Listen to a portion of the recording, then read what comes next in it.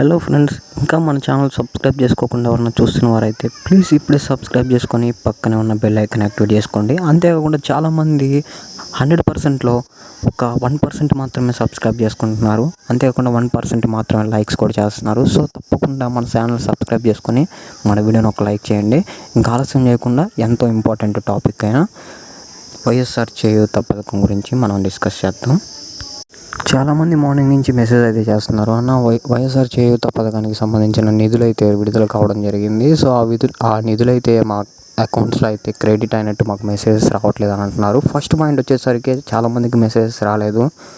Messages కొంతమందికి మాత్రమే వచ్చాయి, మరి కొంతమందికి మెసేజెస్ అయితే రాలేదు. సో మీ యొక్క బ్యాంక్ని కన్సల్ట్ అవ్వండి. బ్యాంక్ దగ్గరికి వెళ్ళేసి ఒకసారి మీ యొక్క బ్యాంక్ స్టేట్మెంట్ అయితే తీసుకోండి. సో బ్యాంక్ స్టేట్మెంట్లో మీ యొక్క వివరాలు పూర్తిగా అయితే నమోదు చేయబడి ఉంటాయి కాబట్టి సో అక్కడైతే అమౌంట్ యాడ్ అయిందో లేదో మీకు అయితే క్లారిటీ వచ్చేస్తుంది. అంతేకాకుండా ఇంకొక సెకండ్ ట్రిక్ అయితే ఉంది.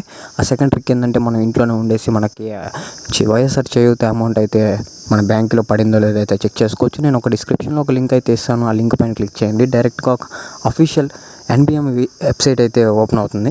సో ఆ వెబ్సైట్లోకి వెళ్ళేసి మీ యొక్క ఆధార్ నెంబర్ని ఎంటర్ చేసేసి చేయూత పథకానికి సంబంధించింది ఆ స్కీమ్ని సెలెక్ట్ చేసుకొని 2024-2025 అనే ఆప్షన్ని సెలెక్ట్ చేసుకొని కింద వచ్చేసరికి సెండ్ ఓటీపీ పైన క్లిక్ చేసి తర్వాత ఓటీపీ వస్తుంది. ఓటీపీని అక్కడ ఎంటర్ చేయండి.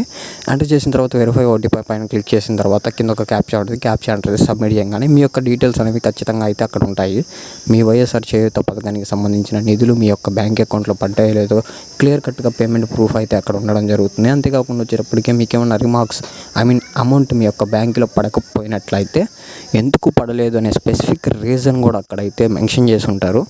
ఆ రీజన్ కూడా మీరు చూడండి. ఆ రీజన్ చూసుకున్న తర్వాత నెక్స్ట్ వచ్చేసరికి మనం ఏం చేయాలి, మన బ్యాంకులో అమౌంట్ పడాలంటే ఏం చేయాలి అనేది మనకి క్లియర్గా అనేది అక్కడైతే మెన్షన్ చేసి ఉంటారు. సో ఆ రిమార్క్స్ ఏంటో చూసి కామెంట్ సెక్షన్లో కామెంట్ చేయండి. నేను తప్పకుండా అయితే మీ కామెంట్ చదువుతాను. కామెంట్ చదివిన వెంటనే నేను రిప్లై ఇవ్వడానికి అయితే ట్రై చేస్తాను.